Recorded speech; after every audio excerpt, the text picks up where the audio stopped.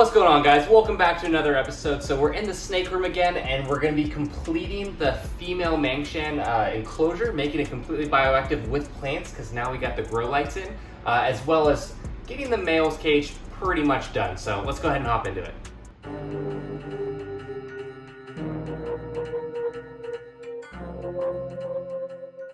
Alright, so first things first, what we're going to do is we're going to take the female out of her enclosure and put her in the tub, and then we'll kind of lay out where we want to put the plants too. So let me grab her, and I know you guys saw her in the last video.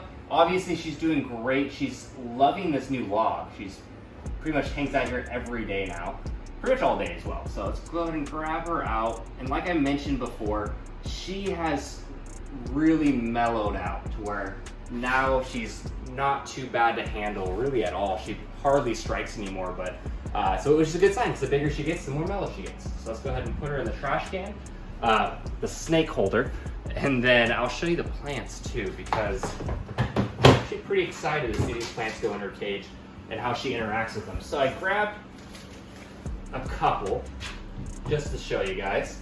So this is what's going to go in there. So we have this bromeliad, which is beautiful. This one I'll probably put right in the center of the cage, and then on either side we have a pothos plant, which will grow in, and this one I picked it because it's already shooting out some sprouts, so that way it can kind of move around the cage and give her some ground cover. And then I picked this really purple plant. This is a, you know what, I'm not even gonna be able to pronounce the name. That's what it is, guys. That's the name of it.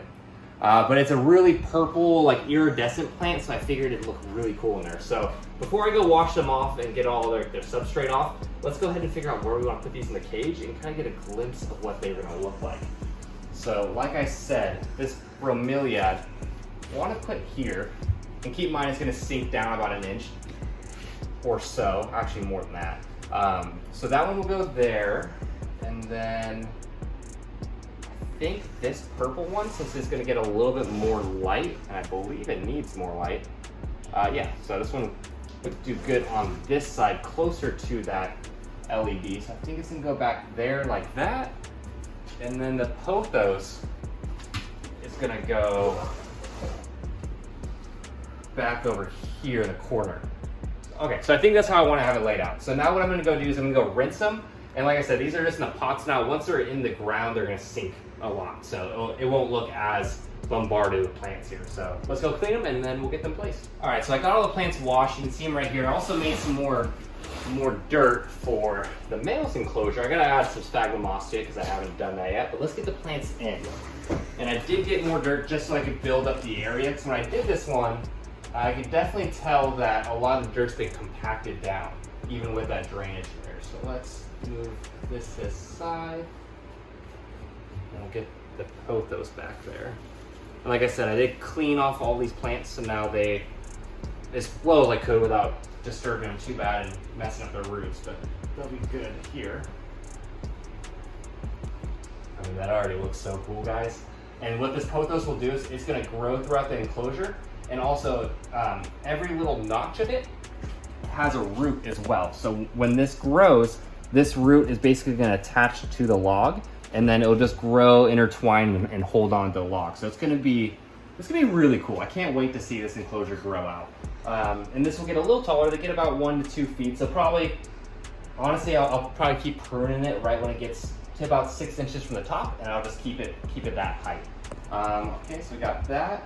And then what I'll do too is I'm gonna take some of this sphagnum moss, so that way it can hold a little bit of water.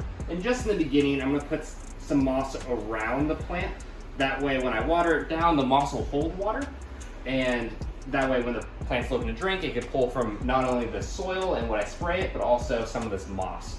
So let's get the bromeliad in there, because this one I'm really looking forward to. You know what? I'm going to push these logs back a little bit and give us a little bit more space. Let's see here. And the only thing with these enclosures, you can't pop the acrylic out. I know we've mentioned it before. That would be nice, but we can work on it this way. Still keep all the integrity of her nice perch. And we'll get this bromeliad in there. We'll put it right here. I mean, that is a beautiful plant, guys. And it's a little dirty now. When I mist them down, I'll get all that excess dirt off of them. Let's think about placement. We'll want it facing the front, so that way we can enjoy it. And we'll get some of this dirt back in there to hold it into place. And this is why I have extra dirt. And like I mentioned before in the last video, this dirt is actually bioactive substrate. So it's gonna support plant growth as well as all the isopods are gonna go through it. There's actually charcoal mixed into the substrate because springtails and such actually eat charcoal and they breed on that. So that way we can have a constant supply of springtails in the cage. And what springtails do is they eat the mold. So like if you'll, it's kind of hard to tell, but some of the logs have a little bit of mold where the sphagnum moss is. So that's actually food for springtails, and that'll cultivate them a little faster, and they'll take care of any mold problems we have. Now we're gonna get this last plant in there. And this one might need more dirt as well, just to kind of build it up. This seems to have a pretty tall root system. A little bit more than I was expecting, but I mean, this enclosure looks good, guys. I'm excited to see the way it's coming out, and I'm even more excited to see the Mangshan start interacting with its environment and starting to hide under some of these plants when it's getting a little hot in the day, or just kind of cruise around. I mean, I think she's really gonna like this. So I just finished putting all the plants in. They're all washed now, got them all in position. I mean, they look absolutely great. So what we're gonna do now, the last thing for this enclosure is to put the Mangshan back. And I am so excited to see her next to that bromeliad and next to those pothos. Like, because if you take a look at her, guys, she's green, like camouflage green. So that's why I picked brighter color plants, even though the pothos is green. It's got those yellow spots. Just kind of spice up the enclosure and make it a little bit more colorful. We'll put her back here where she likes to be. And the last thing to do for this enclosure is to honestly put leaf litter. I didn't bring enough leaves to put in there, so what I'll do in the next day or two is I'm gonna go sanitize a bunch of leaves, and then I'll make this all covered in leaves for all those isopods and springtails. And the same thing too, I put dirt in with the male, but I don't have anything for that yet. So dirt's gonna be in, it's gonna kind of dry out, and then I'll put some plants in there, I'll put some logs in there, and then these guys are done. All right, guys, hope you enjoyed today's video. If you did, make sure to like, comment, subscribe, and we'll see you on the next one. Oh, follow us on Instagram and Patreon at Permanent Predators.